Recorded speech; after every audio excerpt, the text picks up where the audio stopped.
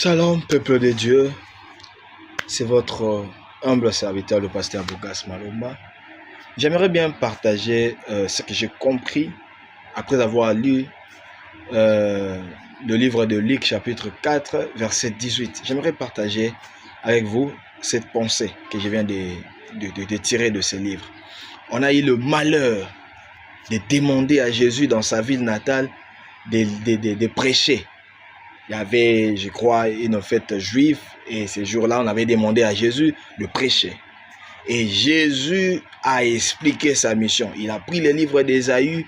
Lorsqu'il ouvre le livre d'Ésaïe, il tombe sur ces versets qui disent que l'Esprit du Seigneur est sur moi. Et il leur a dit que cette parole est accomplie aujourd'hui. Et il reste là. Les gens les regardaient. Et maintenant, examinons un peu ce que Jésus a voulu expliquer de sa mission sur cette terre. Luc chapitre 4, verset 18, j'ai lu au nom de Jésus. L'Esprit du Seigneur est sur moi, car il m'a oint pour annoncer une bonne nouvelle aux pauvres. Il m'a envoyé pour annoncer aux captifs la délivrance, aux aveugles le recouvrement de la vie, pour apporter la liberté aux opprimés. Donc le livre de Luc, dans ces versets, chapitre 4, dans ces versets, il nous explique que la mission de Jésus sur cette terre, c'est pour apporter premièrement la bonne nouvelle aux pauvres.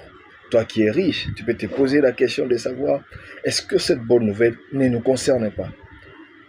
Laissez-moi expliquer ceci.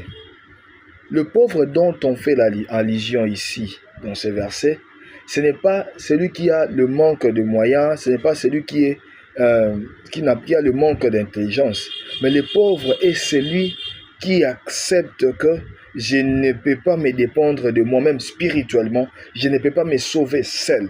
Il y a une personne, il y a une dépendance envers un Dieu.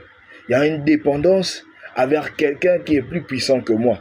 Le pauvre, c'est celui qui enlève son orgueil pour dire « j'ai besoin d'être sauvé, j'ai besoin d'être guéri, j'ai besoin de quelque chose ». C'est celui-là qu'on appelle pauvre, celui qui manifeste le besoin d'être sauvé. Quand tu manifestes le besoin d'être sauvé, peu importe ton rang social, peu importe qui tu es, en esprit, tu deviens pauvre. Et cette bonne nouvelle est pour toi. Parce que Jésus verra cette dépendance de lui qui sort de ton cœur. Parce que tu aurais accepté la grâce qu'il t'apporte. Tu aurais accepté le salut qu'il t'apporte. Et cette bonne nouvelle, c'est le royaume des cieux. Car il dit dans le livre de Matthieu, « Errez les pauvres en esprit, car le royaume des cieux est pour vous. »